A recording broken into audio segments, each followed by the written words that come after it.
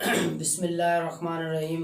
ہر سال کی طرح ماہ رمضان سن 2026 اس دفعہ بھی ہم نے پوری طریقے سے تیاری کر کے لاتعداد گھروں میں راشن کی تقسیم کا اور کیش کا بندوبست کیا اور کامیابی ہوئی ہے جہاں تک ہم سے کیا گیا۔ اب ہم یہ تو نہیں کہہ سکتے کہ ہم نے سارا سسٹم سنبھال لیا، تو یہ تو اللہ تعالیٰ ہی ہے، بے شک اس کا وسیلہ بنا۔ لہٰذا ہم آج بات کر رہے ہیں رمضان المبارک میں صدقہ خیرات زکوٰۃ وغیرہ نکالنے کے طریقے پہ۔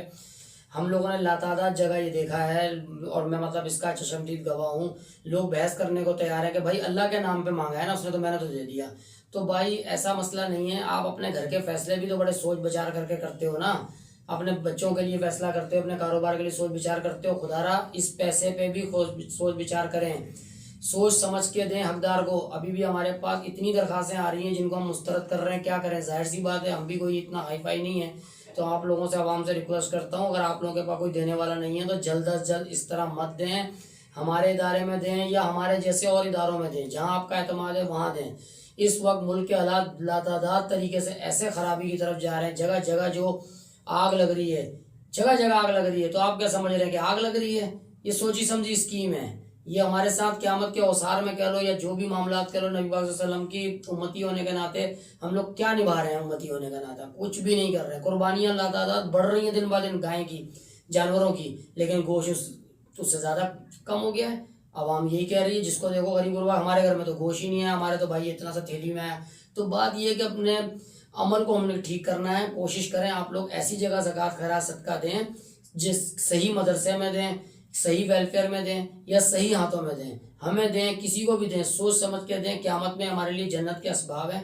تو لہٰذا میں مختصر کر کے اپنی بات کو یہی کہنا چاہوں گا، ہم لوگ جیسا کہ شہید اوراق کا کام کر رہے ہیں، مساجد سے شہید اوراق اٹھاتے ہیں بے حرمتی سے بچانے کے لیے، ہم لوگ کلین کراچی گرین کراچی چلا رہے ہیں، سب جنت کے لیے، اپنے اعمال کو بہتری کرنے کے لیے۔ لاتعداد لوگ کاروبار کے لیے لگے ہوئے، بے شک تجارت کرنا بھی ثواب ہے، لیکن ملک کو اور دین کو اس وقت اب اتنی زیادہ ضرورت پڑ گئی ہے کہ آپ کا دل نہیں پسیجتا غزہ کے حالات دیکھ کر؟ کہ آپ کا دل نہیں پسیجتا کہ ایسے ایسے حالات ہو رہے ہیں کہ اس وقت ملک کے اندر کہ بھوک کا معاملہ اتنا بڑھتا چلا جا رہا ہے کہ قہر سالی ہو رہی ہے، کوئی حال نہیں ہے۔ لہٰذا آپ لوگ فطرہ زکوٰۃ خیرات صدقہ یا کسی کی بھی ہیلپ کرتے ہیں تو بھائی بڑھ چڑھ کر حصہ لیں، پہلے تصدیق کر لیں، اس کے بعد آگے بڑھیں۔ باقی میں تو یہی کہوں گا کہ ہم لوگوں کو اس وقت نبی کی امتی ہونے کا ثبوت دینا ہے کہ ہم نبی کی امتی، ختم نبوت پہ اگر ایمان ہم رکھتے ہیں تو ہمیں اس کا ثبوت دینا ہے۔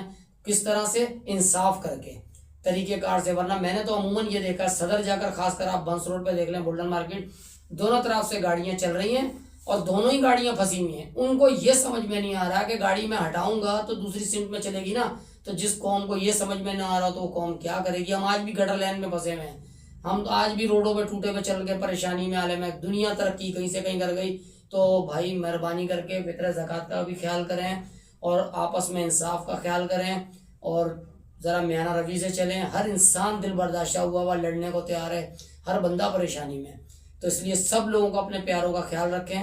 عید آ رہی ہے، مل کر عید منائیں گے، سب لوگ جو ہے انشاءاللہ مل جل کر چلیں گے۔